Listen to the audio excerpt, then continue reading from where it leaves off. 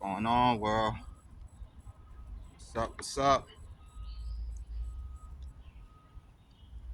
Coming at you today to bring you some light, bring you some truth. One who carries the light, a light bearer. Interestingly enough, I think it's important that I share with the world that light is just not given to you. The light that becomes the illumination is not found in a book. It's not given to you in a university. That form of divine intelligence, whether it be wisdom, intuition,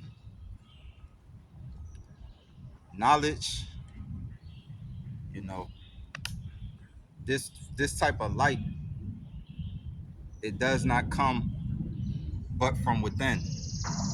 And even more so, the light is just not there obvious. The light is actually covered. It's covered in darkness.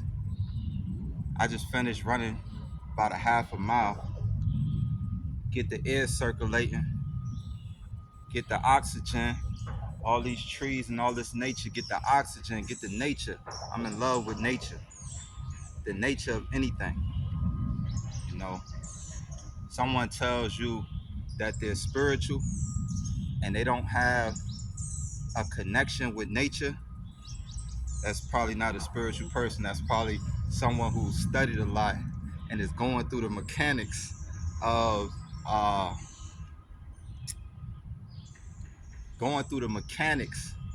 what spirituality is. But truly, to be spiritual is to know your relation to all things, to know as much of eternal, eternal truth and relation to all things. You got to be in tune with nature to claim in any way that you are truly spiritual. Because in the material world, in the physical world, if your senses are relied upon to relay anything to you, it's only going to be things of the material, of the physical world. So to be spiritual is uh, a more subtle identification with reality. I tell you this: if you've never heard a message from the birds, I encourage you to go listen and see if you can get a message from the birds. If you've never received a message in the wind, I encourage you after hearing this to be intentional about receiving any message that the wind may carry for you. When is the last time that you went and spoke to a tree? When is the last time you went and let your person touch the tree? Do you know what information is in all of this nature? And it's just my thought, but I have a feeling that if there is a day of judgment, you don't have to worry about you don't have to worry about some God in the sky, you know, some some deity that you've never met, some being that you've never met, passing a judgment on what you've done. Nature is going to do it. The nature of your being is going to bear witness. That's just my thought. The nature of your being is going to bear witness to your actions, because you can't get away from nature. Even in your most secret, in your most uh, secluded part of, of your life, you have never been out of the sight of nature.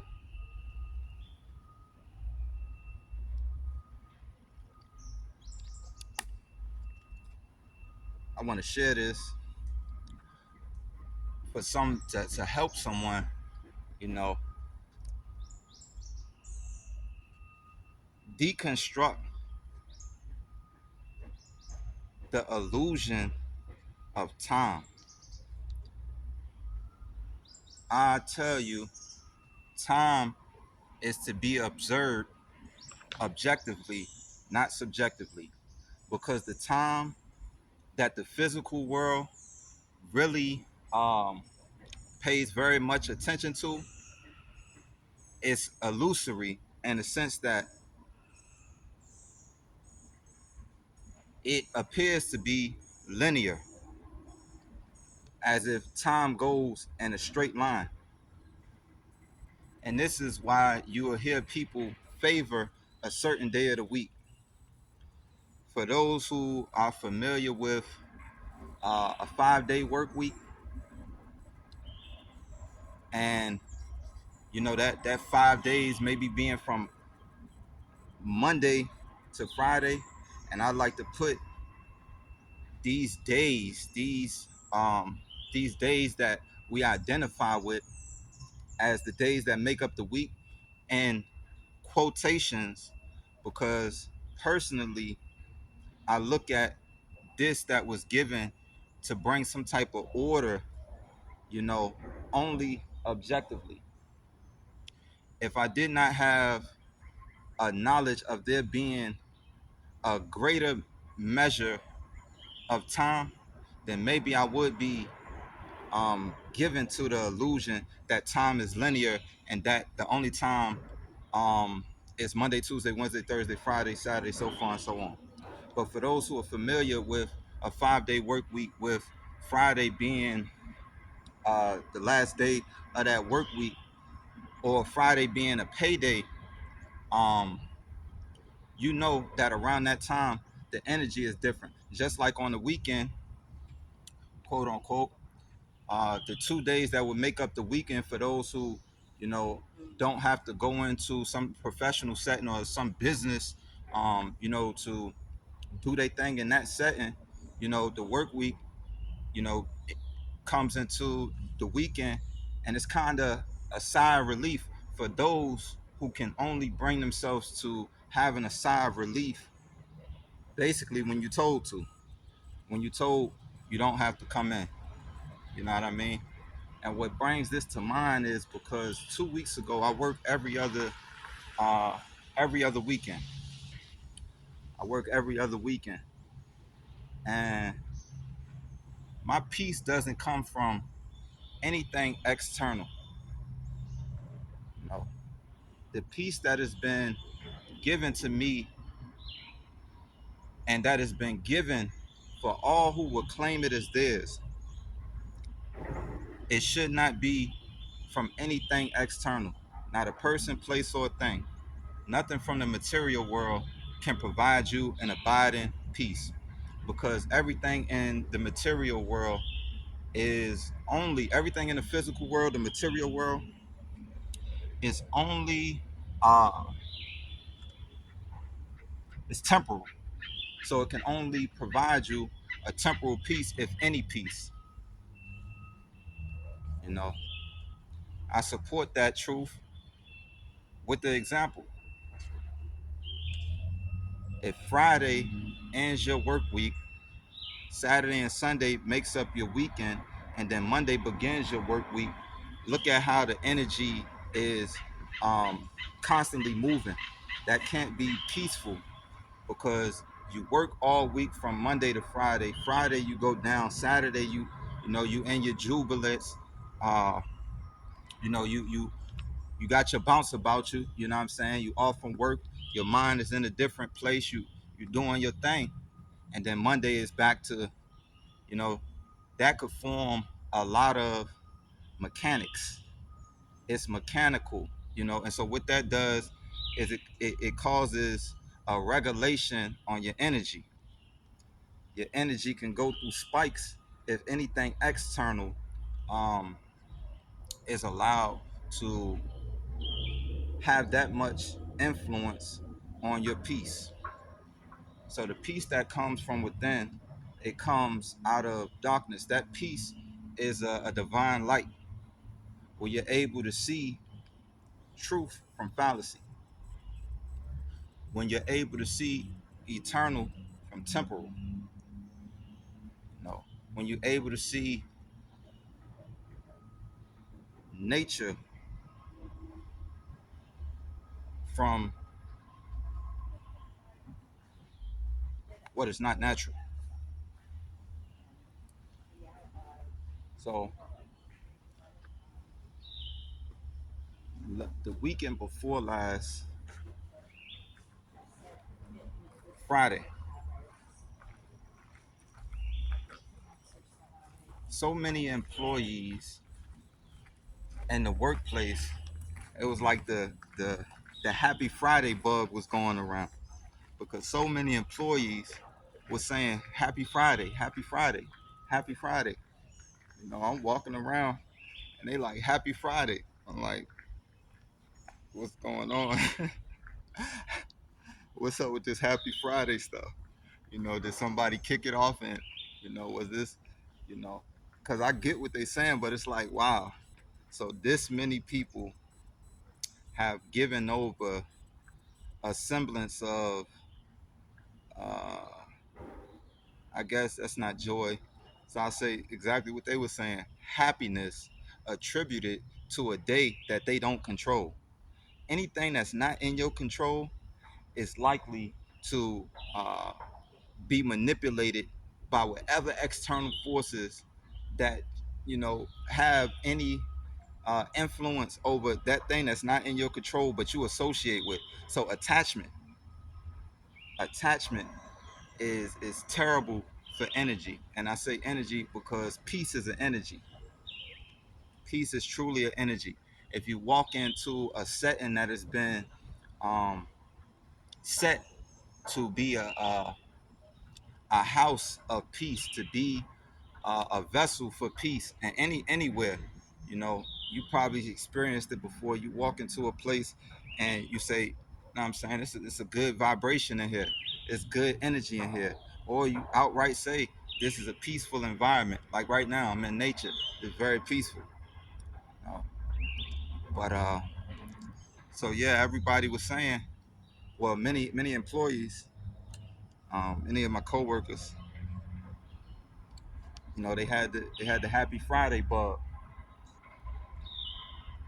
And I want to tell you, time is not linear. Time is not linear. There is a time that is linear, but it's for the material world. It's to create order. That's not the time you are on. That's not the time of your cycle. Think about it. From the moment you wake up, a cycle begins, and you cycle through that day. Time, let's say 5 a.m. 5 a.m. time progresses, and it doesn't go linearly. Even the the circle of a round clock shows you that time is cyclical. Think about it. With what we've been given as the months that make up a year, and I try to make it a point to, you know, distinguish that I remain objective to all things external, even especially with emphasis on even and especially the Gregorian calendar. If you're not familiar with the Gregorian calendar, Google, do your research, whatever means, whatever outlet you use, to fact check